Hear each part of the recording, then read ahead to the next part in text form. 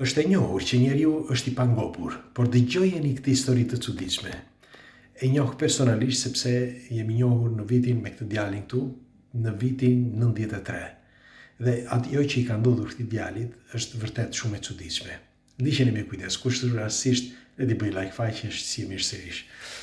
Në vitin 1993 unë njoha me një familje shqiptare që jetonte këtu në Itali, në Perugia. Dhe kishin një djalë, kanë një djalë, tani është i madh, me një fjalë, nuk është sa unë, por është pak më i vogël se unë.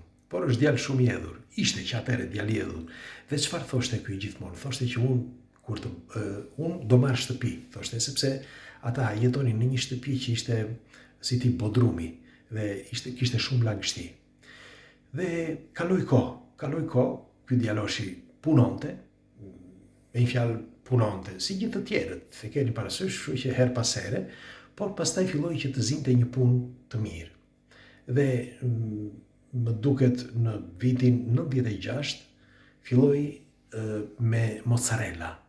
Dhe sa po filloi këto në një dyqan, një kështu punishte mozzarellash, filloi që të fitonte mirë. Bile u fut dhe si aksionier brenda kësaj shoqërie.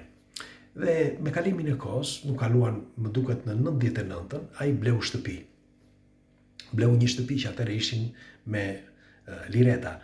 Nuk e bleu të gjithë me para në dorë, por e ndihmuan vëllezërit, e ndihmuan prindrit, dhe megjithatë ai bleu shtëpi që ishte gjë madhështore atëherë. Dhe e keni parasysh, një shqiptar në 99 kishte një shtëpi në Itali, ishte fantastike. Dhe mos gaboja, shtëpi kushtoi rreth 60 milion lireta, që si 60.000 euro tani, parafërsisht, edhe pse duket sikur atëherë ishte gjysmë për gjysmë, por nuk është e vërtetë. Megjithatë, kaloi kohë dhe ç'bëri ky? U fejua me një vajzë, filloi lau borxhin që kishte dhe pastaj gjeti një punë tjetër, sepse iku nga puna që ishte aty dhe filloi punë në Fabriano. Fabriano distancon është afër nga Perugia, por ai shtëpinë e bleu në Nocera. Jo në Fabriano, por në Nocera. Dhe shtëpinë që bleu aty, e bleu pak më të madhe, sepse shiti shtëpinë që kishte marrë, pra atë që kishte marrë më përpara, dhe duke marrë para mirë, sepse shiti me të vërtet mirë se u kthye, pastaj ishte nga lireta, ishte bërë në euro. Me një fjalë, me kalimin e kohës më duket ai e shiti shtëpinë në vitin 2010, mos gaboj, nuk e mbaj më të mirë, sepse nuk jam informuar ne që atëherë jemi takuar rrallë me këtë djalin, por që doja t'ju tregoja sepse është vërtet shumë kurioze ajo historia e këtij. Dhe ai investoi në Itali dhe thoshte një diçka që më bëri përshtypje. Thoshte, unë jetoj në Itali, pse duhet të marr një shtëpi me qira dhe të maj një shtëpi në Shqipëri, me fjalë që do blej një shtëpi në Shqipëri dhe ta mbaj bosh. Për çfarë arsye? Për një herë në vit që shkoj unë, shkoj në hotel kur vetë edhe kaq. Pse duhet të rri shtëpia bosh? Pra unë jetoj në Itali, thoshte ai. E thot akoma, unë jetoj në Itali, mua këtu më duhet shtëpia. Djali i zgjuar. Dhe si përfundim, e shiti shtëpinë, thash, atë që kishte bler herën e parë, e shiti shumë mirë dhe bleu shtëpi të re.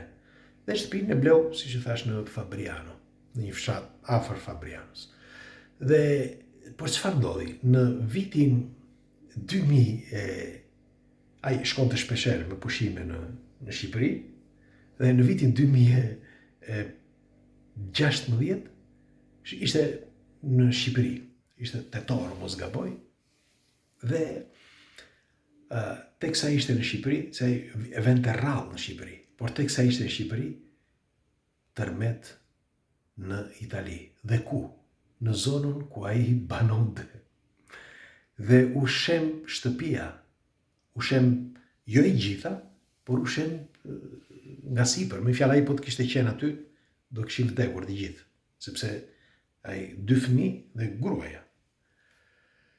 Çudia ishte që ai kur u kthye, sepse mori vesh, po si do qoftë u kthye pastaj, pas janë 2 ditësh, dhe kur shkoi në vendin aty ku kishte rënë tërmet e shtëpia e tij, mori vajti në dyqan dhe mori ëmbëlsira. Po, mori ëmbëlsira dhe u dha ëmbëlsira të gjithë atyre që ishin komshinëve.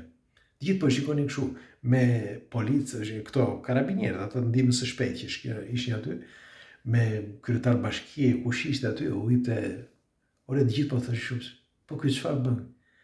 Shikoni, tha, do t'ju them një gjë, tha. Unë tha, është e vërteta që bëra me shumë sakrifica shtëpinë, tha, kam harxuar tër jetën, tha. Normal, tha, tani tha, s'kam asgjë, shpresoj që shteti të më jap diçka, tha, por unë jam, tha, tepër i gëzuar për një gjë, sepse po t'ishim ne aty, tha, brenda asaj shtëpie, të kishim qenë aty brenda asaj shtëpie, ne do vdisim të gjithë. Kështu që unë falenderoj Zotin, tha, që jam gjallë, sepse duke qenë gjallë, tha, diçka do bëj. Me një fjalë, do mundohem që të bëj një shtëpi tjetër, se nuk do ri jashtë. Por të paktën jam gjallë, se po të vdes nuk do mund të bëj dot asgjë. Dhe gjithë kjo, me një fjalë, sepse mund të mbaronte çdo gjë atë ditë.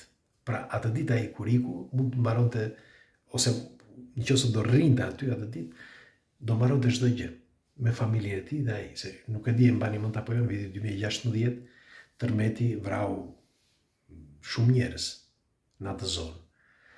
Dhe rastisi që ai nuk ishte aty për një telefonat, sepse shkoi për halle të tjera, por një telefonat i ndryshoi jetën. Ai iku me gjithë familjen, me fëmijët, sepse s'kishte ku t'i lindte fëmijët, tha do ikim me gruan, por s'kishte ku t'i lindte fëmijët. Dhe nuk i la tek vjerra, e mori dhe fëmijët dhe shkoi në Shqipëri. Mirë po, shkoi në Shqipëri, ra tërmeti dhe shtëpia, ra çatia, u ça shtëpia, nuk diskutohet, dhe mund ta kishte kapur brenda. Dhe sidoqoftë ai shpëtoi. Dhe çudia është që gjithë ato ajo punë e madhe, gjithë ajo zgjuarsi, sepse djali zgjuar, punë e madhe, zgjuarsi e tjerë, përfunduan një ditë ikën të gjitha, mbaruan. Jeta është tepër e çuditshme, vërtet. Ka disa njerëz ndonjëherë që pa bërë asgjë, me fjalë në jetën e tyre, as kanë punuar, as kanë bërë asgjë, dhe pa pritmas bëhen të pasur.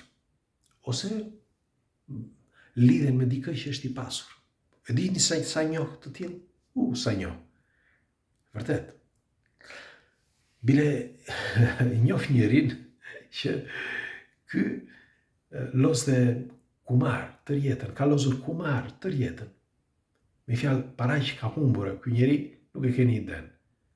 Dhe nuk ka ca muaj, para ca muajsh, fitoi 400.000 euro.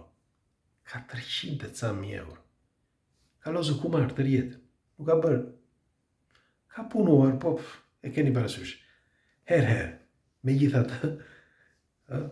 ato para që ka harxuar, dhe prap se prap, jeta e kompenson. Dhe unë ndonjëherë them, si është e mundur, që ka njerëz që vuajnë tër jetën vuajnë, dhe prap se prap janë të gëzuar. Ose ka disa njerëz që vuajnë tër jetën dhe duan që dhe janë komplet të stresuar dhe prap nuk munden. Pra jeta, me sa e kam vënë unë, ti bëj si të duash duke sikur është e shkruar. Sikur diçka është e shkruar, e destinuar që të jetë ashtu. Dhe ky shoku, djali që njohta, tani ka bërë një gjë.